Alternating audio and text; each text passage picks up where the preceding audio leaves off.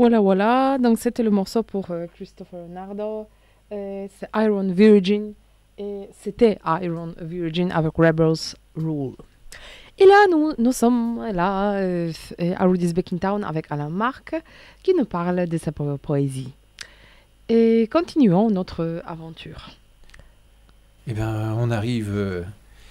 on était en 2010 où l'enregistrement de ce texte avait eu lieu, de Métamorphose, qui, à vrai dire, m'a presque coupé la voix, tu vois, rien qu'à la réécouter, comme quoi la poésie, parfois, peut couper la voix. Bon. Et il se passe 4 ans, et au bout de 4 ans, Laurent Mazat revient vers moi et me dit « Mais Alain, j'aimerais bien qu'on retravaille ensemble, qu'on fasse une composition ensemble. » Alors il vient à la maison, je l'invite, il vient avec tout son matériel, et on a produit, en fin de compte, un CD entier.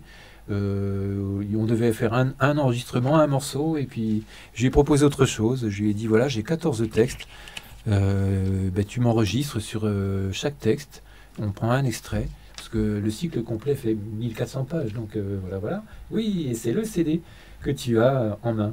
Voilà. Et donc on va écouter un des morceaux, et on va voir, c'est le retour de Laurent Mazat qui a fait une composition sonore avec. Donc, le morceau sur lequel ? Ça s'appelle Le choix de la folie, je pense. D'accord. Et ça commence musicalement. Donc... Le choix de la folie.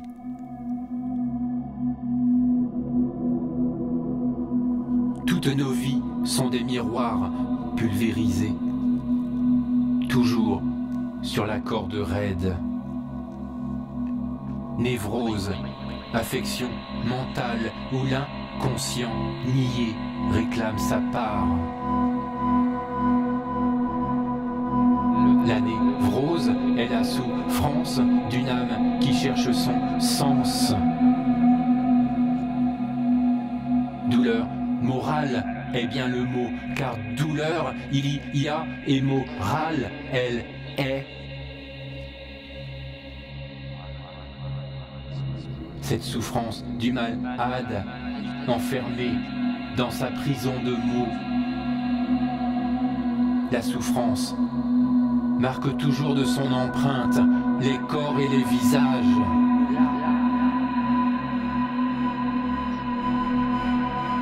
La dépression, comme la folie, provoque la peur chez l'autre. Tout se voit dans le regard vide, qui se transmet et par ricochet, peur de son propre vide, peur de la mort de l'autre et par ricochet, peur de sa propre mort. La folie n'existe pas. Tout le monde voudrait que nous soyons tous polissés et bien tranquilles, en un mot, tous inoffensifs.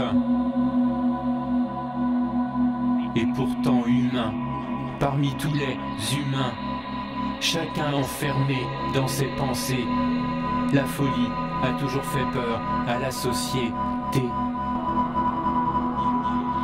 Interpréter la folie comme une reconnaissance implicite et refusée de la contre-morale.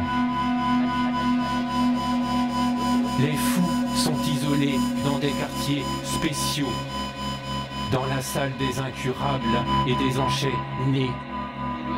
On les abandonne nets, parfois à moitié nus, à croupir au milieu de leurs immondices. À travers les barreaux d'une grille, on leur distribuait une nourriture faite de soupe froide et de déchets. Les hystériques simulent à merveille leur maladie. Possédés par la manie de mettre en scène la souffrance, ils ont le génie du rire et des tragédies et du sanglot. Ils enseignent la folie du monde et la misère du peuple. Hystérie, avertir les hommes de leurs blessures originelles. Manière particulière de raconter l'angoisse, l'oubli et le souvenir du temps, le déchirement. Les corps parlent à l'aide de convulsions. Les cris et les mouvements de corps seront entendus, verbalisés et deviendront un langage. L'hystérie est le langage de ce désir échoué au seuil de la raison. Parole chaotique, un au-delà de sa conscience intérieure. De l'autre côté du visible, tracer les figures infinies de l'inconscient avec des mots qui dévoilent le mystère commun à tous les hommes. Le fou n'est que cet homme différent qui un beau jour s'est trouvé dans l'impossibilité de se plier aux normes de fonctionnement, pourtant acceptées par tous les autres. La folie est toujours la folie des autres, cadenassés dans une prison intérieure. Ils ont choisi de ne plus parler et de vivre dans un autre monde. Un monde où on ne les rejette pas, un monde où personne ne rejette personne. Autistes comme tous les fous. La folie est un basculement. Yeux révulsés, visage rongé jusqu'à l'os. Le dernier contact avec le monde intelligible est soudain rompu.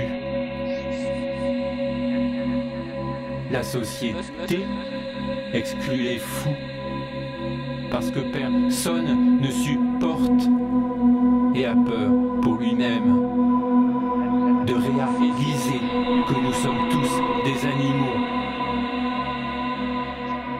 Nous sommes tous des malades mentaux.